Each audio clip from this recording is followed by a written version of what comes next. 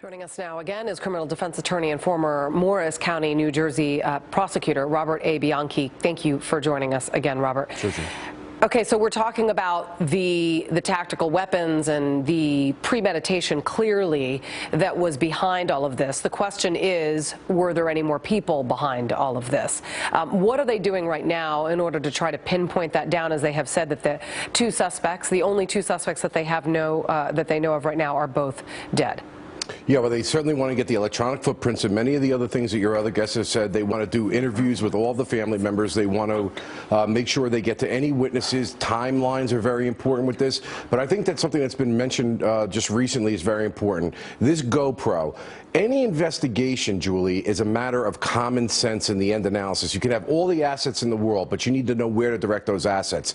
That GoPro says to me, as a person that's investigated homicide cases and things of this nature, that obviously people don't usually videotape their crimes, especially mass murder. There was something about that GoPro where they wanted to get out of there and they wanted to embolden somebody with regard to the actions that they did. Who that somebody is where the investigators are looking right now. They want to know motive.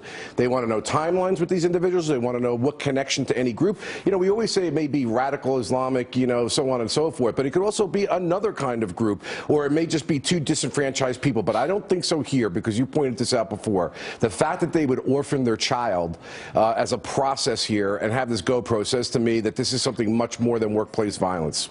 So then let me ask you this. I mean, when it comes to this investigation and the GoPro, you know that they were planning on doing something with that video. They were going to upload it somewhere. Remember the case in Roanoke, Virginia, the reporter that was actually shot live and killed on television? It was one of the most horrific videos I've ever seen. That video was brought to us by the shooter. I mean, he premeditated that, and he had a chance to go back, upload that before killing himself.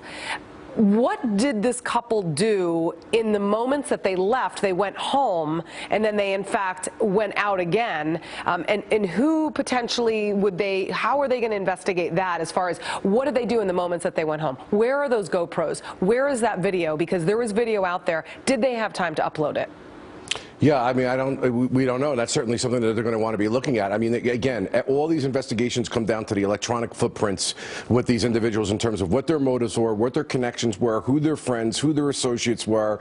Did they notice anything that was going on with them? And again, I go back to the particular incidents. Like the person that committed that murder of those media people was one thing, but this is something where a man and a woman very quickly, and again, I think he was probably in there making sure that the people that he wanted to make sure he attacked were there. He may have gotten into an argument, which was inartful for him to have done, but nevertheless, he goes out. They were mobilized and ready to go. They put the plan into action. And again, to orphan your child over a workplace violence, and I hate to be stereotypical about it, for a mother, more in particular, to orphan their child, says to me that there's a very strong theme here that goes beyond. I've been doing homicide work for 26 years, and I've never seen something like this unless somebody had an organized plan to do it for a particular group or individuals. This is a very strange case that both of them would choose to potentially die and then videotape it so if they didn't die, they could give it out to whomever they thought would be interested in seeing such horrible carnage. What I also found peculiar was the news conference that was held by CARE earlier in the evening, if you saw it. Mm-hmm. And you had a brother-in-law who basically said that he couldn't answer questions to whether or not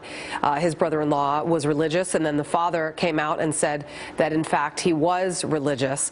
Religion, unfortunately, will play a huge role in all of this because it is this extreme, radical Islamic religious belief that leads many to believe that innocent civilians is somehow robbing them of their lives, is somehow the ultimate message for the rest of us to pay. That is the message that we are trying, and investigators are trying, to decipher. What about their religion, and why is it that CARE is coming out so quickly and denouncing right away that religion could play a factor? Well, I think CARE is doing something that makes sense. They're getting ahead of the curve, and they're doing media But control. They're talking before they even know the facts. Well, what they're trying to do is they're trying to say, which I don't disagree with, is that the family, and if you looked at that brother-in-law, I believe it was, appeared to be devastated, and the fact that somebody in his family did something that was so horrific does not mean that the rest of the family and or the whole religion itself should be be bashed as a result of the horrible actions of this individual. And that's the message that they're trying to bring out there, because every time something like this happens, and listen, I've prosecuted cases with the Muslim community, and it's a very different culture, and you have to really be, some of the times the things that were said to me, I actually had to hire experts because it made no sense to me culturally during the course of those cases as to what was going on until I understood the religious underpinnings, the background with the tribes and the various places that they come from and the power structure in those communities to understand what was really happening, because literally it was a different language to me. So I think that the family is getting out and the group is getting out and saying, please don't blame all Muslims and Islam for the actions, horrible actions of this particular individual, and I don't disagree with that. And it's of course very unfortunate, but there are facts out there that have led the United States and investigators and FBI to know that a lot of families are involved in these types of terror attacks. If you look at Boston, these were two brothers. I mean, there are just a slew of historical facts that support the fact that when someone in this country, whether they're a U.S. citizen or not, have this, radical belief behind them, it's usually the family members that are in on it. Obviously, this family wanted to come out and clear their names. Would you believe that that would be one of the biggest reasons why they were coming out and speaking so soon after this all happened? Well, it wasn't so long ago that if you were Italian, you were considered to be part of the mob, and a lot of the Italian organizations were always out in the forefront when there was something that was mob-related or organized crime-related to say, please don't tag all of us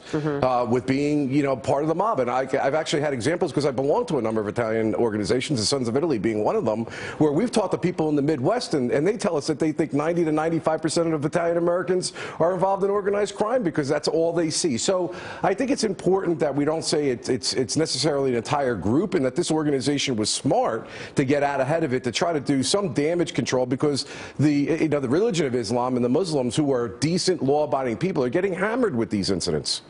Okay, Robert A. Bianchi, thank you very much. We appreciate it, and of course we'll have you stand by for us as this story continues to develop. We're also getting some new information, Julie, from the Los Angeles Times, saying that the office just had recently apparently had a baby shower for their baby, and now the two parents allegedly slaughtered the people in cold blood in that office.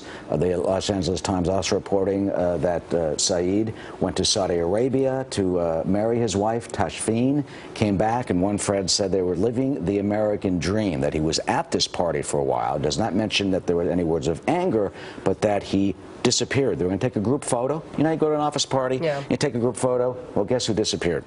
Saeed. So what Bob Bianchi just said, that maybe he really wasn't there for the party, but potentially for casing it out.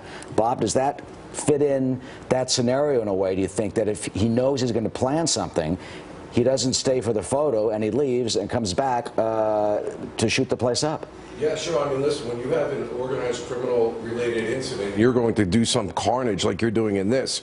You want to make sure that all of the assets, if you will, that they're going after are in the room, and that there's a perimeter around it. You kind of scope it out, you leave, and you come back with your team to do the execution. So I think it makes perfect sense, Eric. And how do authorities, delve into this? Clearly, they've talked to his co-workers and finding out more about him and finding out about what happened at that party. Yeah, they're going to want to debrief as many of these people as possible, and I'm sure that they're doing that right now. I kind of disagree with some of the folks there. I hope they don't come to conclusions as a former law enforcement officer too quickly, because I think there's a lot of meat to this story, and there's a lot of behind-the-scenes things that are going on. They've got to interview all those people that were there, all of the associates. They got to try to establish a motive, and they got to try to really get into a timeline with regard to him, go through all the forensics, all the computers. This takes time to do the right way. I mean, I've had homicide investigations that were nowhere near the complexity of this. It's taken us 3-4 months before we were ready to get to the media and tell them, here's exactly what happened. And what is the tripwire for that in this case? Is it the way he acted at work? Is it what they did? Or is it what they find in those computers and find who he had been calling and find what's on his cell phone and this sort of thing? How do they get to a definite decision, as opposed to unless they find a manifesto or something? Yeah, with all the law enforcement assets that are there, and having worked with the FBI and the JTTF and all of these federal and state organizations, they are going to crawl through these two people's lives. Trust me when I tell you this. They are going to put so many assets into finding out every single detail about these individuals, who they were associated with. They're going to spread a team out there. And I told you earlier, Eric, the biggest problem you have in an investigation like this, with all the assets and money that we have in law enforcement to investigate a case, is actually going to be data management, making sure that one hand hand is talking to the other hand because you have so many law enforcement officers involved in the same investigation. Biggest problem I've confronted on a case of these kinds of magnitude. You know, here's another really big problem for authorities is trying to sort of predict these things before happening. I mean, you can talk about gun control, background checks. That's not going to cut it. And I mean, when you talk about the facility in which this happened, the employees that were targeted, these were employees that helped the disabled. They helped, you know, place extremely disabled people with either epilepsy or Down syndrome or some extreme disability. These were people doing good. The people that were at this party were employees, not patients. But it just goes to show that you aren't safe anywhere. I mean, this is a place where people were helping.